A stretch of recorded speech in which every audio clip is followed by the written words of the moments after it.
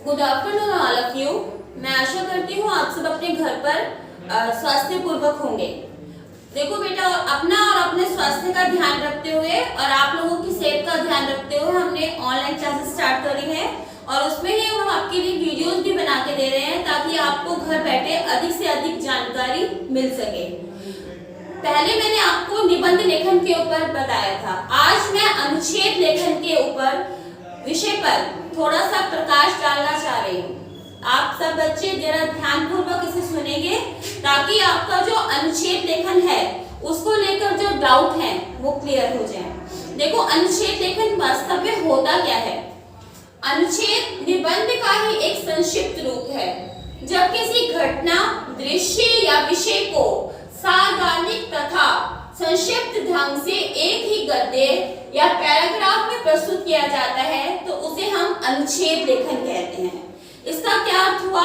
देखिए, आप जब निबंध लिखते हो बेटा तो निबंध में आप हर चीज डिटेल्स में बताते हो, लेकिन अनुच्छेद लेखन करते समय हमें इस बात का ध्यान रखना है कि हमने 100 से 150 शब्दों के अंदर सारी बात को क्लियर करके बताना है।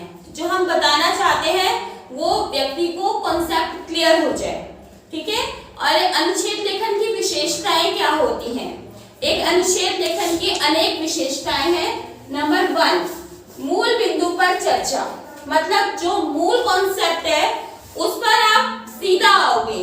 जैसे निबंध लेखन में क्या है, पहले हम भूमिका बांधते हैं, फिर हम घटनाओं को अतीत से वर्तमान में लेके आते हैं और आगे भविष्य पर जो उसका प्रभाव पड़ता है उसका वर्णन करते हैं। लेकिन अनुच्छेद लेखन में जो हमारा कॉन्सेप्ट है वो हम उसके सीधे आते हैं और उसे हम कम से कम शब्दों में व्यक्त करते हैं, ठीक है। सेकंड है, अनुच्छेद की भाषा सरल तथा वाक्य छोटे होने चाहिए।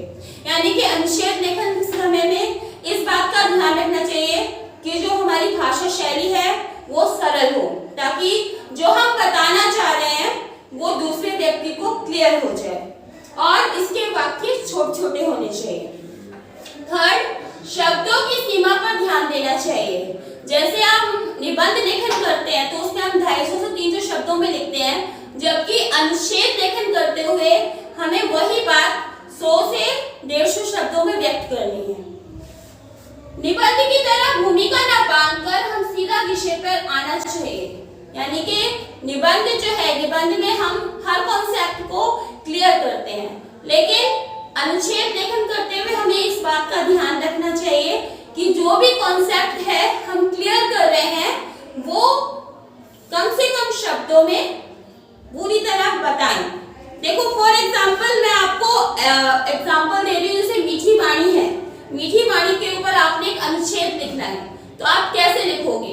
तो इसमें आप जैसे एग्जांपल ले सकते हो, जैसे मीठी वाणी के लिए आप कौवे और कोयल का एग्जांपल ले सकते हो। कोयल की जो वाणी होती है वो बहुत मधुर होती है, जबकि कौवा जो होता है उसकी वाणी बहुत कर्कश होती है।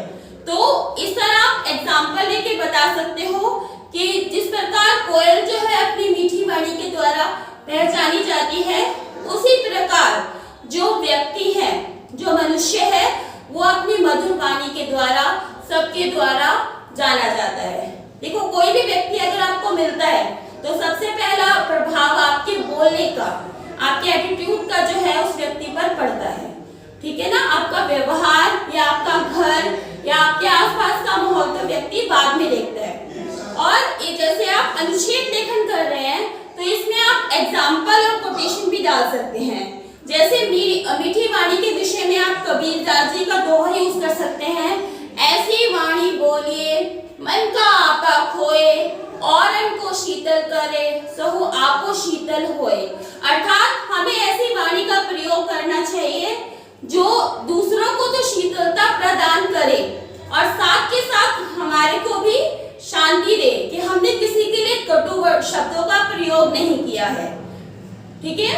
और जहां तक हो सके अगर हम कोटेशंस डालेंगे उसमें या अच्छे एग्जाम्पल देंगे तो जो एग्जामिनर होगा या जो भी व्यक्ति है वो ज्यादा इम्प्रेस होगा आपसे।